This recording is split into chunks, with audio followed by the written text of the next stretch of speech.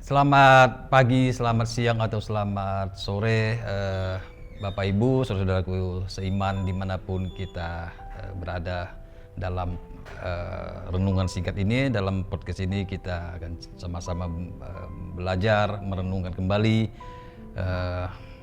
kehidupan rohani kita masing-masing ya, melalui kisah yang saya angkat dari yang juga sudah terkenal, yaitu tidak asing lagi bagi kita, yaitu kisah tentang Marta dan Maria. Ya, biasanya orang memahami ini dengan judul memilih yang terbaik. Tapi baiklah, saya juga akan memakai judul tersebut, tapi mungkin saya akan melihat dari sisi Martanya ya. Mengapa Marta ditegur oleh Tuhan, padahal Marta melayani gitu ya. Marta sibuk melayani, tapi Marta yang ditegur. Apalah alasannya? Bukan karena kesibukannya, bukan karena dia tidak berdiam di kaki Tuhan, bukan. Tapi justru saya melihat di sini ayat ke-41 ya, dari Lukas pasal 10 ya, saudara-saudara, Bapak Ibu yang mendengarkan podcast ini, dari renungan ini maksud saya. Dari ayat ke-41, kalau saudara punya Alkitab, saudara mungkin bisa perhatikan juga dari Lukas ya 10 ya. Tetapi Tuhan menjawab, karena dia komplain sebelumnya ya, atau 40 ya. Sedang Marta sibuk sekali melayani ya. Marta sibuk sekali melayani. Ia mendekati Yesus dan berkata, "Tuhan, tidakkah engkau peduli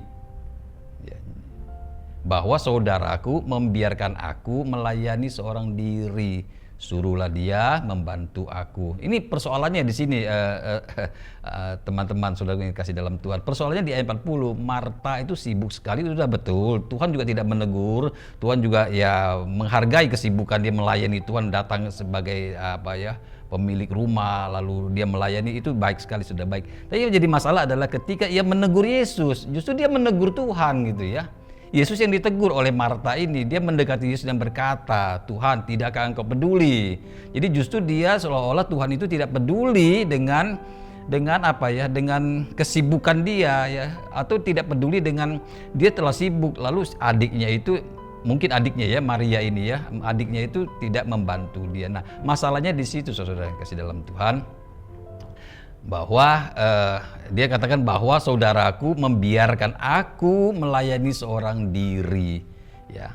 Kita garis bawah ini, saudaraku ya, saudaraku membiarkan aku melayani seorang diri, lalu suruhlah dia membantu aku.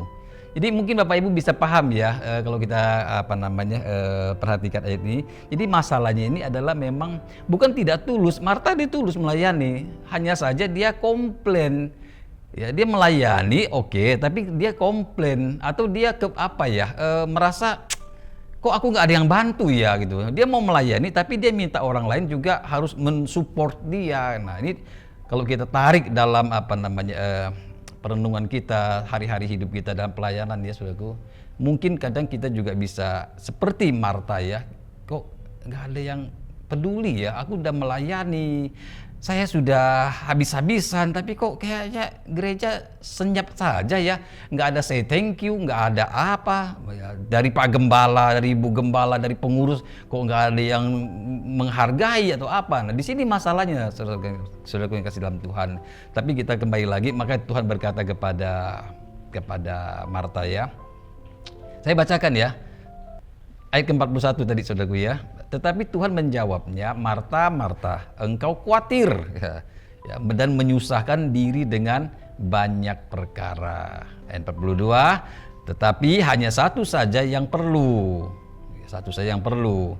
Maria telah memilih bagian yang terbaik, yang tidak akan diambil daripadanya." Jadi biasanya orang menafsirkan ini kepada Marta itu mendengarkan firman Tuhan, atau Maria ini lebih enggak usah banyak memilih yang lebih rohani ya. Kalau jadi pemikiran seperti ini juga bisa tidak tepat ya. Bukan Maria memilih tidak bekerja lalu dia lebih rohani, duduk dengar firman, bukan. Tapi masalah di sini adalah memilih yang terbaik, artinya Maria memilih yang terbaik, artinya Maria lebih memprioritaskan Tuhan dalam hidupnya ya, memprioritaskan Tuhan ya. Jadi kembali lagi, saudaraku, renungan ini mengajak kita untuk merefleksikan perjalanan kerohanian kita. Yang pertama, kita tidak boleh menuntut orang lain supaya kita mendapat perhatian karena kita sudah melayani dan sebagainya. Yang kedua, kita belajar dari Maria, kita memilih yang terbaik. Tuhan segala-galanya dalam hidup kita, lebih dari apapun juga. Puji Tuhan, Tuhan berkati.